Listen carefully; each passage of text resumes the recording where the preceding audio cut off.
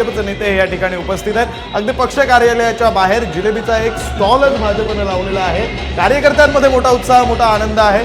चंद्रशेखर बावनकुळे हे स्वतः जिलेबी तळतायत आणि त्याची लाईव्ह दृश्य थेट प्रक्षेपण आपण पाहतोय। भाजपचे प्रदेशाध्यक्ष चंद्रशेखर बावनकुळे हे स्वतः जिलेबी तळतायत। त्यानंतर उपमुख्यमंत्री देवेंद्र फडणवीस जे भाजपच्या या विजयाचे शिल्पकार बनवले जात आहेत, अनेक जण त्यांना ती उपमा देत आहेत, ते स्वतः जिलेबी तळत आहेत आणि त्याचे लाईव्ह दृश्य थेट प्रक्षेपण हे आपण पुढारी न्यूजच्या टीव्ही स्क्रीनवर पाहतोय।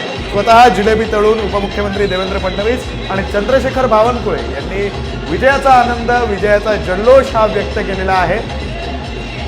अगदी अगदी भाजपसाठी, भाजपच्या सगळ्या कार्यकर्त्यांसाठी, विशेषत्वानं देवेंद्र फडणवीसांसाठी आजचा दिवस हा खऱ्या अर्थानं मोठा दिवस आहे आणि त्याचं तसंच जंगी सेलिब्रेशन भाजपकडनं केलं जातंय।